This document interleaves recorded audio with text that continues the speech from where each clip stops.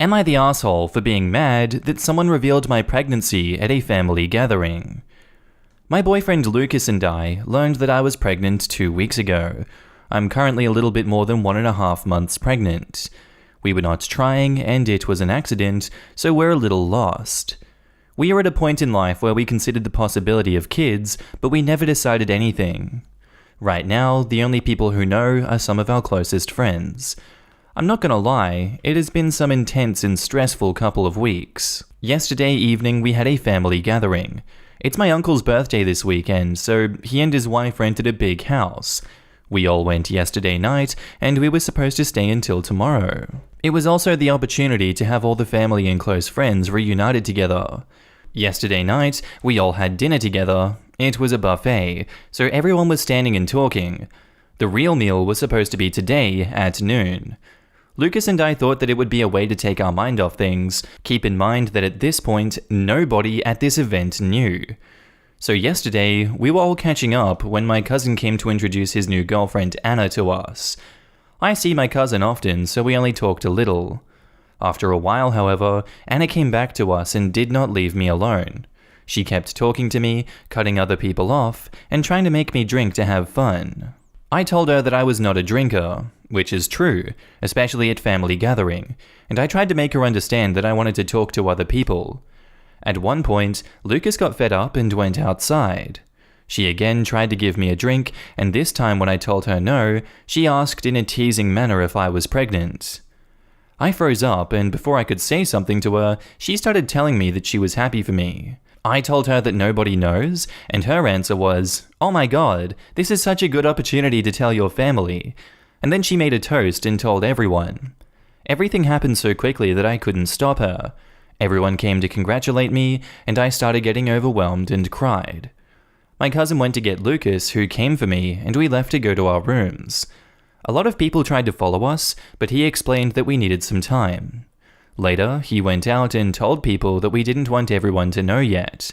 They left us alone for the night. This morning we went for breakfast, and a lot of family members called me dramatic for leaving the night before. I tried to explain that Anna had no right to tell people and that we didn't want people to know. They got mad at us, saying that at one point or another they would have to know, and that I should not have kept it a secret, and that I should be thankful for Anna so that we could all celebrate. We lost it and went home. My family kept calling and texting us. They said that we overreacted, that we spoiled the good news, and that we ruined the weekend for everyone. OP has offered the following explanation for why they think they might be the asshole. My family thinks that I shouldn't be mad at Anna because she had good intentions. I'm also thinking that maybe we should not have left. We were stressed, and maybe we should have tried to speak to everyone. It was supposed to be a happy weekend. Maybe I did in fact overreact. I don't think you overreacted to this situation. Anna was harassing you, Anna kept pressuring you to drink when you made it obvious that you didn't want to drink, and then she made a stretch that unfortunately was right that you were pregnant.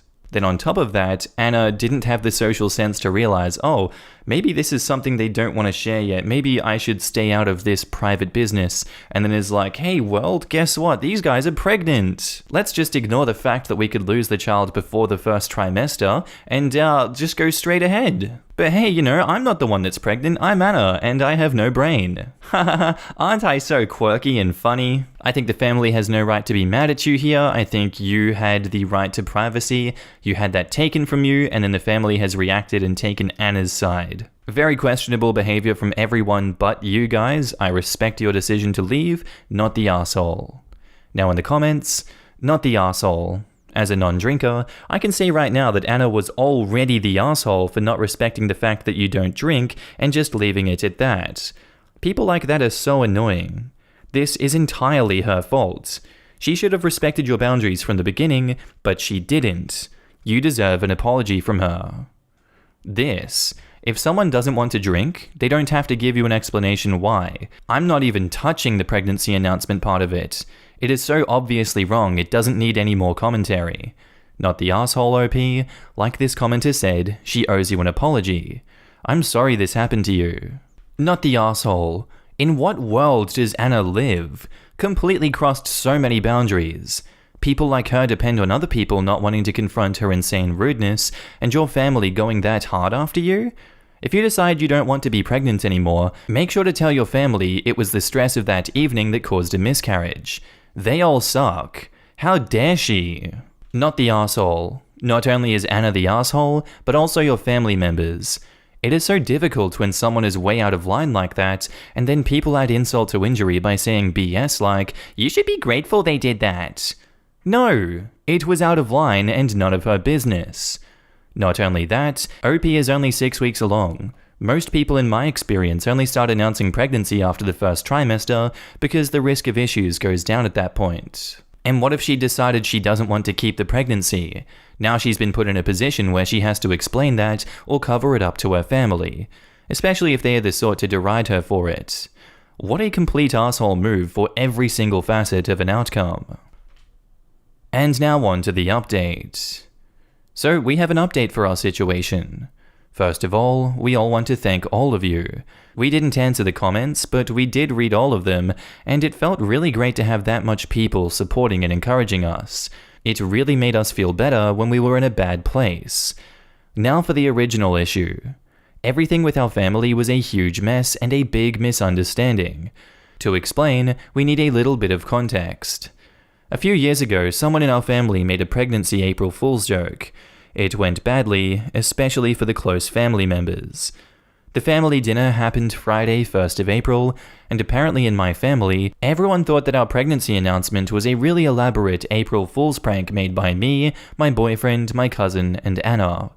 When me and my boyfriend left to go to our room, they thought we were being dramatic to better sell the joke. They were quite angry at us for doing this kind of prank at such an important event, so they decided to try to teach us a lesson by being as obnoxious as possible regarding us and the pregnancy. They thought that everything we were saying was us being dramatic for the prank. It is when we really left Saturday morning that they realized something was wrong. They asked my cousin and Anna what was happening and told them that the prank was going too far.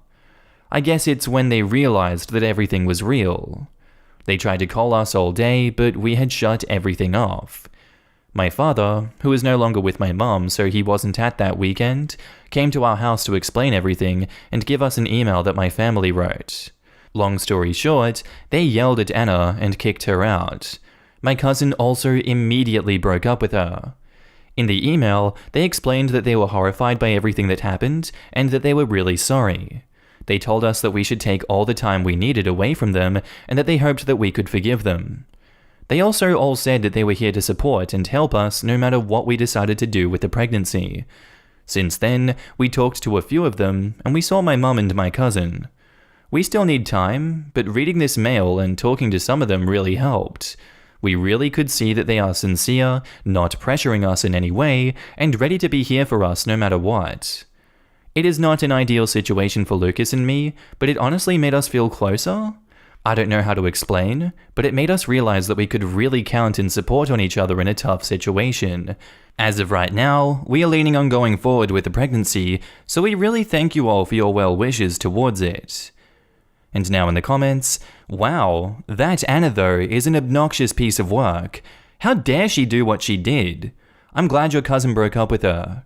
It's nice your family wrote you a letter and is giving you time. Take it at your own pace, but soon maybe re-own the moment and do it over. Throw a happier celebration about the pregnancy that will wipe out the first memory. Sounds like their family would be more than happy to help make that memory happen. I'm willing to bet that Anna was not remorseful up front when confronted and tried very hard to justify her asshole behavior. Effing up once, even badly, is not necessarily grounds for a breakup. Fighting taking responsibility and ridiculous rationalization and justification of something obviously wrong is though. What I want to know is why the hell Anna was so up your butt to the point she was shoving people away from you, and then announced your pregnancy after trying to shove drinks down your throat. What a nut. Since OP said she sees her cousin often, I wonder if maybe they are close to one another. Maybe Anna thought she'd try to ingratiate herself to OP by becoming instant besties with her, and then decided to announce the pregnancy so she'd kind of cement her place in the family by being part of a big event like that. That's the only reason I can think of for this baffling behavior, which was completely screwed up. My mother-in-law shared my wife's pregnancy as well, under the guise of asking for prayers in a Wednesday class. Totally caught us off guard, since we explicitly told her only our parents knew, and they were told the same thing, not to tell anyone, since my wife had a delicate pregnancy and anything can happen.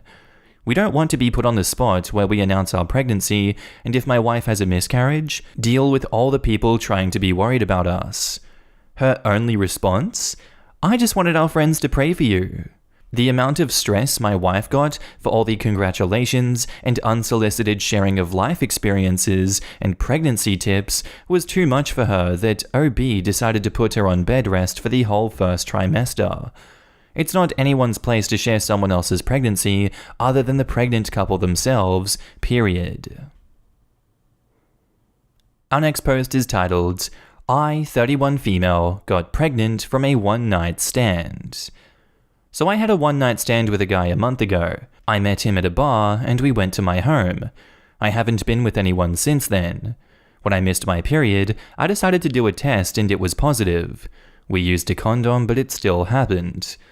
I haven't had a romantic partner in a long time. I have been thinking about having children for some time, and I feel like the universe decided it for me. I have a great career and am okay with being a single mother. I will have the kid. But I don't know if I should tell the father. What if he doesn't want it? I also don't know who he is. The only thing I know about him is his first name. Will I have any legal problems in the future if I don't tell him? If I need to find him, how should I do it? I live in the US. And now in the comments, I am reacting to this because this is my life. I am the child that you are carrying right now. I lived my life not knowing a single speck of info about my dad. I am a grown man now who grew up with just my mum. I never knew who my dad was, not even first name. Let me start with something that I can easily get out of the way, because I don't have the capacity to answer them entirely, so I will get those out quicker. Legally, if the name of the father is not written down on the birth certificate, there won't be able legal effect of the guy not knowing that you had his child. Please correct if wrong. I never needed any medical history from my father's side because thankfully I am healthy. I lasted this long on God's given earth, only being sent to the hospital once. Then you're gonna probably ask, then why are you answering my post, because those are the questions that I need answered. I'm answering and reacting to your post because raising a child as a single parent takes more than just being able to financially support it. You will need to supply the love and support that normally two people give. You will be the lone source of those crucial things that your child will need. But don't give up. You'll be able to help nurture the child to be the best person your child can be. Your child will want to see you in every event of his or her life because there are just only two of you and your child. You will feel exhausted at some point from all the needy things that your child will be doing. I'm telling you now to be extra patient. You don't have a partner that will be able to cover for you from time to time, so please be patient with him/her. Maybe in time you'll have a fit of anger and will want to say something that you might regret down the line, so try to be patient. Basically, the reason why I felt I had to answer and react to your post was not because I can answer your questions, but I wanted to share with you some of the life experiences that a child of a single mother went through, not through another mother's eyes, but through the child's eyes. As I was typing this, I had several back and forths with myself, if I should post this. But my wife said it might become something useful to you, so we decided to post it. Also, by no ways or means am I saying that you will not find another partner and will just be a single parent forever like my mum. It's just that your post right now hit really close to home, and I just felt the need to react to it. You should tell the father. He deserves to know that he will have a kid out there. You'll have to accept that he may want in also, even if you are not asking for child support, etc. Just these two things, OP. Make sure to let him know everything that you have stated in your original post though, as letting him know you were not asking for any child support is crucial in how he will react. Also, he probably won't be able to make any decisions immediately, and if he does, then you should expect that it will change. These kinds of moments are huge, and as a single guy at 30, it could go either way for me in terms of wanting to be a part of the kid's life. Child support is a right of the child, not the parent. She might not want to pursue child support, but she should give the father the opportunity to financially support his child, and the child is entitled to the support of their parent. This is especially important if OP were ever to have her financial situation change. And now onto the update. So I went back to the bar yesterday and talked to the bartender. She told me that he was a regular, so I waited there until he came. He was surprised when I told him that I wanted to talk to him in private. He freaked out initially when I told him that I was pregnant, but calmed down when I said he didn't have to be involved in any way. He was very nice after that. He asked me multiple times if I was okay being a single mother and told me parenting was hard but worth it. He told me that his wife was divorcing him and that the proceedings started a few months ago. They had 2 children but grew apart, and the divorce was hitting him hard emotionally. We talked for a few hours, and when I told him that I wanted him to terminate his parental rights, he agreed. I wanted to talk about the amount of prejudice against single parenting that I saw in the comments of my original post. I knew it was a thing, but I didn't think that it was this widespread. There were many comments saying the kid would have a bad childhood if there aren't 2 parents. This is a huge misconception, and you people need to let go of it. The number of parents doesn't matter, only the parenting does. I'm going to be a single mother by choice. My parents and close friends know that I've been contemplating being a single mother for some time, and they're okay with it and support me. I'm telling people I got pregnant through a sperm donor. Like I said in the original post, I have a great career, I work pretty high up in my organization, and have a very flexible schedule. I can't wait to be a mother. I want to thank all the people who replied with helpful advice on my previous post without judging my choices. And now in the comments, I do hope she talked to him about health history. Important to know family health history in terms of screening for diseases, even as a child or adult. Some people have family history of early colon cancer and need to start screening early. Best of luck to her and her child. I hope everything works out for her. It sounds like she is certainly prepared for single motherhood, and being surrounded by supportive friends and family will definitely make things easier for her. Like my mum says, it's better to have no dad than a deadbeat dad. Same goes for deadbeat mums too. I've known a few awesome single dads. A deadbeat parent will break your heart, but at least a non-existent parent won't do you any direct harm, provided they stay non-existent. Exactly. My family has had a lot of experiences with deadbeat parents, and sometimes you kinda wish that they would just not exist. It is so much easier when they peacefully bow out, as opposed to causing pain and drama. Good on OP. I hope she and the baby are happy and healthy. I think what a lot of people are forgetting is that most single moms are not single by choice, but because of circumstances that are out of their control. And a lot of single moms who are single by choice also choose to escape bad situations, like they have no other choice. All that negativity definitely influences the parenting of a lot of the women these people are referencing to OP. OP isn't the same. She is choosing from the get-go to be a single mum, and from the looks of it, is not only capable of doing it in regards to career and living situation, but is also willing to put in the time and effort to research ways to do it successfully. And there are plenty of single mums who are forced into that position who do it successfully with happy children. I wish her and her kid all the best. Our next post is titled, Kid put his stuff in my yard, ran it over with my lawnmower, Mum wants me to pay. So my yard goes pretty close to the neighbor's concrete pad where they have a basketball court set up. Neighborhood kids always go there to play and usually leave their bikes and things on my grass. It's not that big of a deal, except I have had to ask them to move their stuff several times when I'm mowing. This is the first time that I've mowed this year, and the grass is a few inches higher than it should be. Anyway, a kid comes over, and I'm mowing, but he still puts the basketball he brought with him down in my grass. I get to the basketball, and decide I can just nudge it with the front of the mower and out of the way. I made eye contact with the kid several times, waiting for him to move it before I got there, and he never did. So I figured, whatever, it'll roll. Well, I bump it with my mower over to a section of mower grass, and as I continue forward past where it was, there was a loud clunking and crackling like I'd just run over a rock. The rock turned out to be his iPhone.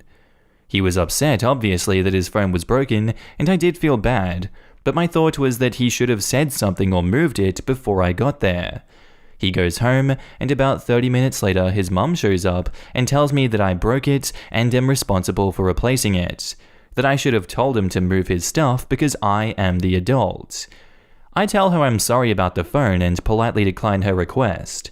She just says, "I promise you will be paying for it," and then storms off. I'm not really sure what her next course of action is or what she plans to do. She mentioned something about she has a friend that's a lawyer, so I guess she could take me to civil court? Am I legally responsible for replacing the phone? Would it be cheaper than the court costs if she did choose to take me to court? And now in the comments, it would be very unlikely for a court to make you pay. You couldn't see the phone and had no reason to assume that someone else's phone was hidden in your yard. The son was the one who acted negligently in leaving their phone hidden in tall grass. In fact, if you wanted to, you could probably sue for and win the cost of repairing any damage to your lawnmower. That's worth mentioning if your neighbor brings it up again. You should check your lawnmower blades for damage even if you don't plan to sue. It could be dangerous to continue using that lawnmower. A blade could snap off and hurt someone. And you asked, would it be cheaper than court costs if she did choose to take me to court? If she sues you, it will probably be in small claims court, where each party must represent themselves without a lawyer. It will only cost you your time to defend yourself. Edit, I was wrong about no lawyers, but still, I wouldn't worry about that. She would probably pay more than the cost of the phone if she tried to hire someone.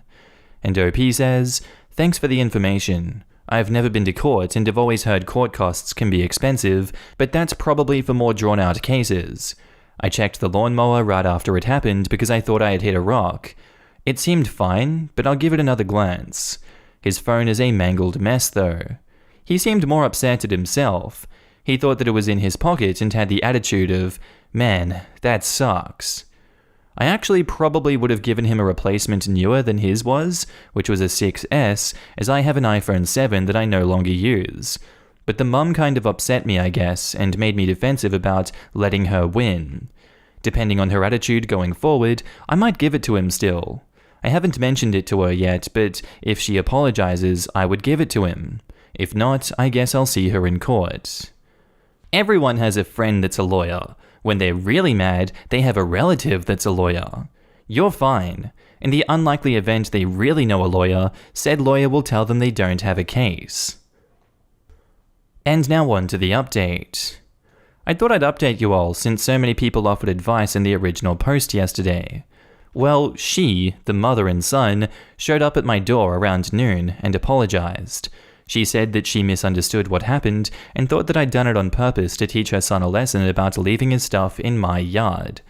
I guess he explained to her that it was his fault, which I thought was commendable for someone his age. She told me that she just stressed about it because she's a single mother and doesn't really have the means to replace it at the moment, and that if it was anything else, she probably wouldn't have gotten so upset. But he likes hanging out with other kids, and that's how she keeps track of him. I told her about my spare phone, iPhone 7, and I also took the advice of some of the commenters that it might be damaging to just give it to him, and that I should perhaps have him work for it. I have a detached garage and have been needing to clean it, and told her that if he wanted to help me, I'd give him the phone. He instantly looked excited. I imagine he felt like he'd never get a new phone, and she acted very grateful and said he could help. Left and came back an hour later. Just the son this time, and we got started cleaning. Took about 4 hours. A lot of work, but nothing too hard, as he's just 12. I had a couple of cords of firewood that I wanted moved out and stacked into a rack, and then a bunch of boxes I cut up and had him bag and carry to the curb. He swept, had a Coke and a couple slices of pizza, and then got his phone. I had a talk with him about paying attention to where his things are, and because it won't always work out like this. I also told him that if he wanted to mow my yard every weekend, and his mum says he can, I'll pay him $30 a week. It'll probably take him a couple of hours. He again acted excited at the thought of making money, and when I asked him what he'd spend it on, he said games. We figured out new games would be about $60, and worked it out that I'd pay him $20 for 3 weeks, and then $65 on the 4th week so he could cover tax, because it might be hard for him to save. The 4th week, he will do an extra little chore to cover the $5, like sweep off the porch or walkway. I hope I've done the right thing and didn't make him think that everything just works out, but I did my best to have him earn it, and hopefully showed an equal measure of kindness that he will carry with him. I also didn't want the mother to stress over replacing the phone, as my mum was also a single mother, and I know how tough it can be. My own son is just 2, so it was my first real opportunity to pass on some fatherly wisdom, which I hope is what I did. Thank you for your input, everyone. I really appreciate it. And now in the comments, wow, I love how well this turned out. It's a breath of fresh air, as most things on this sub take some wild turns. The kid correcting the mother and informing her that it was his fault instead of manipulating her, which I don't feel would be outlandish for a 12-year-old. The mother coming over and apologizing, and OP having a spare phone to give the kid. There is good in this world. That's a good kid. Wholesome situation all round, mum gets some help, kid gets some summer income, and maybe a fatherly figure. OP should invite the neighbors over for dinner or something. It's good parenting too. The kid clearly felt he could talk to his mother, and that he wouldn't be vilified for having made a mistake or things being misunderstood. That takes a lot on the part of the parent. OP may have changed the kid's life. His carelessness led to a bad outcome, yes, but he did the right thing, and great opportunities came about as a result. But he has to work hard to get them, it is not just handouts. How is this going to shape how he approaches school or future jobs? And one day, decades from now, when he meets some kid who screws up, he will think of OP and remember how much it meant to have some guy give him a chance. When people say it takes a village to raise a child, this is the kind of thing they're talking about. The entire event hinges on the child admitting that he lied. It's a two-way street. It takes good parenting to raise a child who can admit when they lie. Without that, the village never gets a chance. And that's where I'm going to end this one today, guys. I do hope you enjoyed. If you did, let me know what you thought of it down below, and I'll see you on the next one. Bye.